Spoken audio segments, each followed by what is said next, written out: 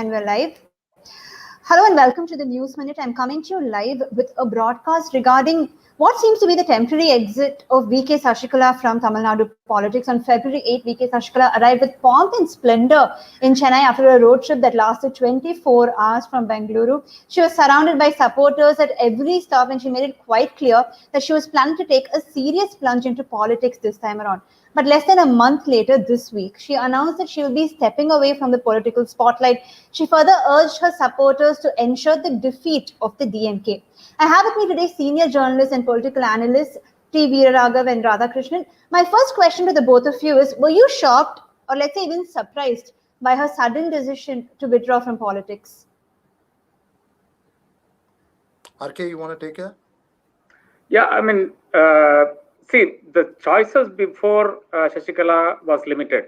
So yes, I was taken aback because I thought that it was a slugfest. It was a fight to the finish between Edappadi and her, and she had enough and more people on her side, from OPS to Dindigul Srinivasan to Rajendra Balaji to anybody who was basically not spoken up, against her. Vijay Bhaskar, RB Uday Kumar, any of those fellows.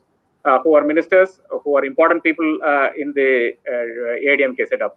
Now, she chose instead to step away.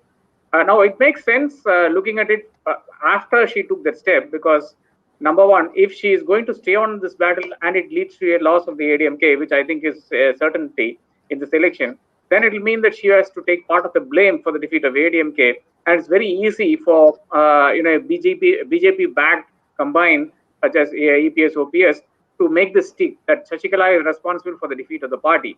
So it makes sense for her to step away. Two, it also reduces the amount of pressure from the BJP during an election time on her, on the various cases that she is part of and whatnot. So she can have a breather for about 2-3 months and she can always come back and recoup soon after the elections are over. So talking about pressure, Mr. Veeraraghav, tell me what kind of pressure, what exact kind of pressure was Sashikala facing and from whom? Well, you see, just before she was released from prison, just a few days before she was released from prison, you will see news reports pointing to the income tax cases that were picked up against her. There was always, look, Sashikala, and as we know, the history of politicians in India have several skeletons in their cupboard. And any central government with several agencies behind them knows certain intimate secrets. In Sashikala's case, she had just been released from jail. And as R.K. Radhakrishnan had pointed out in an article in Frontline, the way T.T.V. Dinakaran was targeted with bribery cases after he won the R.K. Nagar assembly elections to rein him in. These are all out there in public view. So, I mean, I'm not accusing a particular central government or or an establishment. This is how politics has been played in India. But this time it has been extremely brazen. It was very obvious that Edappadi Palanichami had made it a one-point agenda with the BJP that Sashikala should be contained. The BJP, for its part, did not want a split in the AIDMK vote. It wanted to keep it together. And you will see the compensation for the BJP's efforts to keep Sashikala under check will be given in terms of seats and the accommodation that the AIDMK's present leadership will give the party. So this is the kind of pressure that one is talking about. It was a concerted effort to keep her under check. I think there was a section within the BJP and a lot of leaders who wanted Sashikala to come back within the party and try and create a rapprochement between EPS and Sashikala. I think EPS took a very clear stand that the moment she comes in, his leadership is in threat. And the BJP had to support him. It will get paid in terms. I mean, it'll take gains in terms of seats and other possible indulgences from the AIDMK leadership at the moment. And given that situation, given that there was nothing else that she could do, there was little option left for her but to stay away from this election. According to me, it's a strategic and a very strategically well-calculated step on her part. She can't be blamed, as RK pointed out, for any result that comes out, and the entire onus is on EPS. And the assessment at the moment that the DMK Congress alliance has an edge, if you factor that in, it makes perfect sense on why Sashikala has taken her stand. And speaking about the BJP's intervention, there are reports that say that a very senior leader from the BJP and a member of Sashikala's family were actually involved in convincing her to stay away from the political battlefield this time around. What are your views on this, Radhakrishnan, sir? See, we can never say who spoke to whom at what point of time, unless you're sitting in charge of an investigation agency with widespread powers to tap anybody's phone and to look at all the Nirbhaya feeds that is coming in. Nirbhaya, I mean, the shocking reality of India today happens to be that it has become a surveillance state thanks to Nirbhaya. With all the cameras that the Nirbhaya Fund has managed, so it has been reduced to the point of looking at who is going to meet whom at what point of time and why. I think since we don't have those feeds, we will not be able to say. But this much I can definitely tell you. It was obviously Sashikala. I mean, the way, as Veeraraga pointed out, the way in which Sashikala was released, the way in which she made a huge hoo-ha about coming back to Chennai, the manner in which she claimed that she was the ADMK General Secretary, the fact that she went on to file a case and which is coming up on March 15th, and all of that indicates that she wanted to definitely be in politics and she decided that this is going to be the election that she's going to be in. Now, an Edapadi Palanichami definitely cannot threaten Sasikala. She's not going to be swayed by an Edapadi Palanichami who has the most famous video of him falling at her feet. She's not going to be scared of anybody from the ADMK. It requires somebody from outside the party, and that somebody from outside the party cannot be from the DMK, cannot be from any other party. It has to be somebody with authority, somebody who can actually put her in jail. I think the fear of jail is the only thing that motivates politicians to do exactly as the BJP asks them to do, or any central government asks them exactly whatever they want to do. I think that is the key thing that we need to remember, and that is the reason we think that it has to be somebody who is connected with the BJP. Now, the other point is that it is not necessary that this person connected is an official in the BJP or is part of the government. How political parties normally function is that I'll just say one small example before I wind up.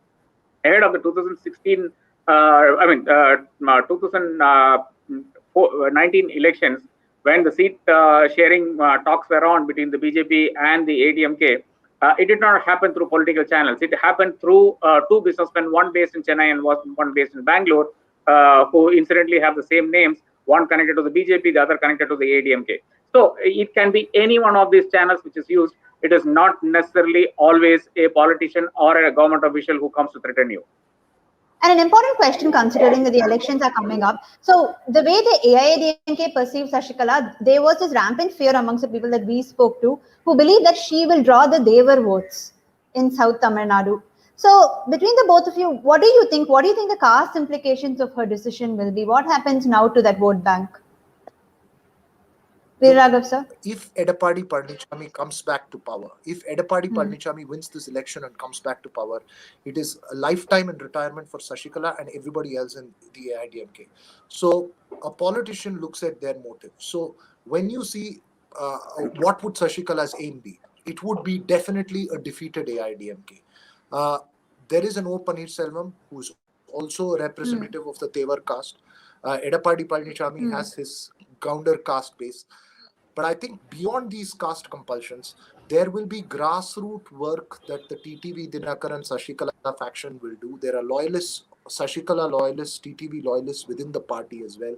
There will be grassroots maneuvering that they will do to try and ensure as much as possible that the AIDMK is defeated. So this ostensible sense of wanting the AIDMK to come together to unify doesn't really fit into any political calculation that could benefit Sashikala. So it's a statement to avert the threat at the moment, a strategic move to keep quiet. And apart from the factors that RK mentioned in terms of, and I had mentioned in terms of pressure and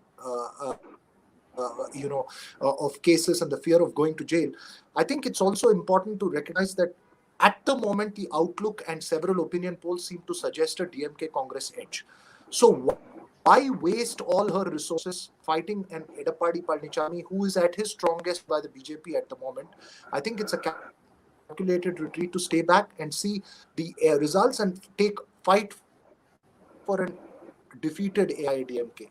So given this, I think there will be grassroots calculations that will work out. I am not too sure about one particular caste vote or one particular compulsion, because the NDA as an alliance is an alliance of contradictions in terms of caste combinations. So we will have to see how this plays out. But definitely Sashikala loyalists are going to work towards the defeat of at least select AIDMK candidates. I would be extremely surprised if they don't.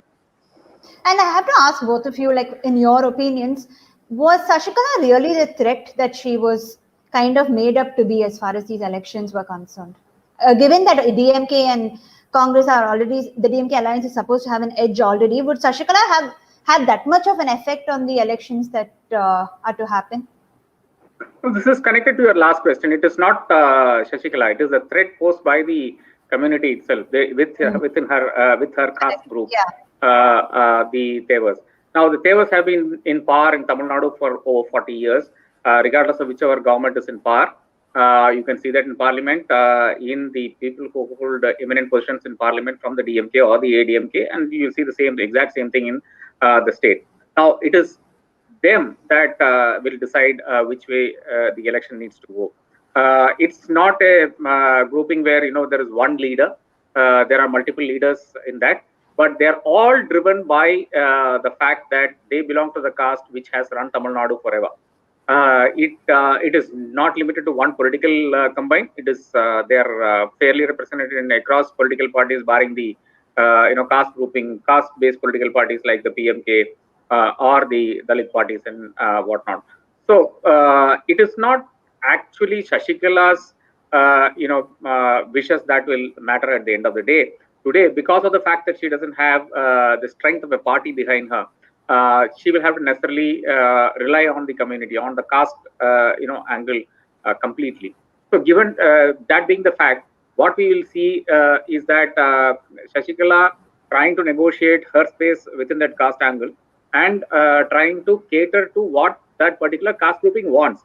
It is not the other way around. It's not like Sashikala wants this and hence this should be done. Shashikala is willing to make a compromise with Edappadi Palanichami, who was literally at her feet. She will also make a compromise with the caste, which actually is responsible for what she is, much after she became, she rose to a position of power. All right. So there you have it. As far as Sashikala's sudden retreat from politics is concerned, it is considered to be largely strategic by political analysts and senior journalists in the state. In fact, they are going as far as saying it's only the fear of jail that could possibly keep such an ambitious politician away from the electoral battleground or even away from taking part in the politics of the state. So as of now, it seems that Sashikala is likely to make a return after these elections. If the AIADMK comes back to power, of course, they would be expected to keep her at bay. But if the DMK comes to power, Sashikala can always come back in the garb of saying that she has come to save the AIADMK, or she could actually come with the strength of what is presumed to be a very strong Devar backing.